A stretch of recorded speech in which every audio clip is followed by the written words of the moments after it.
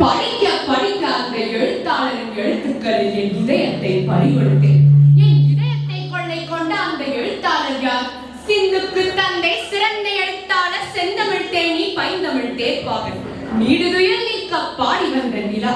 அவர்தான் நான் விரும்பும் எழுத்தாளர் மீசை கவி பாரதி. இவர் ஏன் எனக்கு பிடித்த எழுத்தாளர்? நமது இந்திய நாடு அந்நியர் கையில் சிக்கி தவித்தது. அப்போது தேடி சோறு நிலம் தென்று பல சின்னஞ்சிறு கதைகள் பேசி மனம் வாடி துன்பம் மிக உழன்று பிறர் வாட பல செயல்கள் செய்து நரைகூடி கிழப்பருவம் எய்தி கொடுங்கூற்று கிரை என பின்மாயும் பல வேடிக்கை மனிதரை போல் நான் வீழ்வேன் என்று நினைத்தாயோ? நான் வீழ்வேன் என்று நினைத்தாயோ? நான் வீழ்வேன் என்று நினைத்தாயோ என்று பாடி நம் முன்னோர் மனதில் வீரத்தை விதைத்தார். இவர் விடுதலை வீரராக மட்டுமே இல்லாமல் கவிதைகள், கட்டுரைகள், காவியங்கள், ஆத்திச்சுடிகள் என்னும் தனது படைப்புகளால் அந்நியரை விரட்டி அடித்து விடுதலைக்கு வித்திட்ட மாபெரும் எழுத்தாளர்.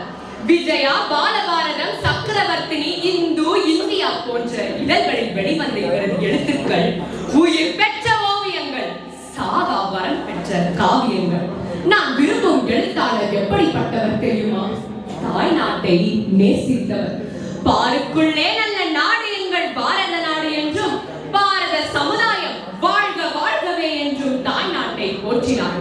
விடுதலை இந்தியாவை காண விரும்பினார். எங்கும் சுதந்திரம், எல்லோரும் சமம் என்று முழங்கிய பாரதி விடுதலை இல்லா நாட்டில் ஆவியுண்டோ, செம்மை அறிவுண்டோ, ஆக்கமுண்டோ என்று உலக மதுர குரல் எழுப்பினார். ஆடுவோமே பல்லு பாடுவோமே ஆனந்த சுதந்திரம் அடைந்து விட்டோம் என்று விடுதலை அடையும் முன்னே நம்மை ஆனந்த கூத்தாட வைத்தார். ஒற்றுமையை, சமத்துவத்தை முரசு கொட்டியவர். சாதிகள் இல்லை பாப்பா என்று குழந்தைக்கு கூட கற்றுக் கொடுத்தார் பாரதி.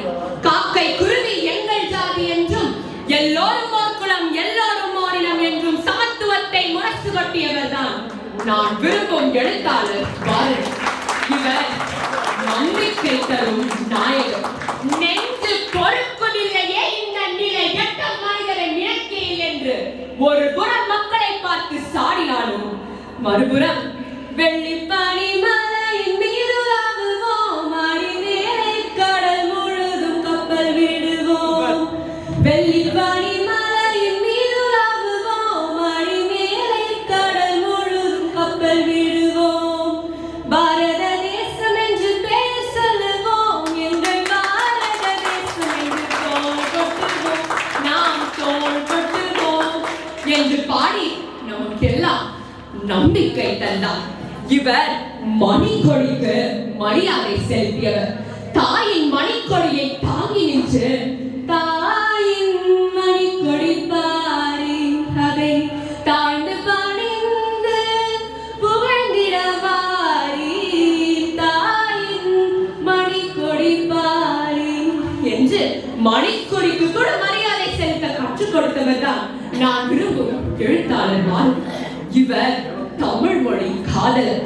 தெருவெல்லாம் தமிழ் முழக்கம் செழிக்க செய்தி என்று வேண்டுகிறார்.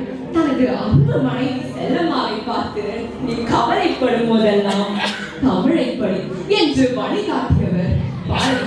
செந்தமிழ்நாடு என்னும் போதினிலே இன்ப தேன் வந்து பாயுது காதினிலே, எங்கள் தந்தையர் நாடு என்னும் பேச்சினிலே ஒரு சக்தி பிறக்குது மூச்சினிலே என்று நமக்கெல்லாம் நம்பிக்கை தந்தார்.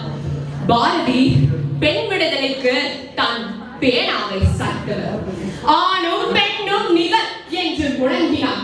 சட்டங்கள் ஆழ்வதும் பட்டங்கள் செய்வதும் பாரினில் பெண்கள் நடத்த வந்தோம் என்று புதுமை பெண்களை பேச வைத்தார். பெண் விடுதலைக்கு கண்டு கொதித்தெழுந்தவர் பாரதி. தான் படைத்த பாஞ்சாலிக்கு நேரிட்டதை அவரை விவரிக்கிறார். ஆடை குலை உச்ச நிலையில் அம்புப்பட்ட மான்போட என்று அழுது துடிதுடித்தாள்.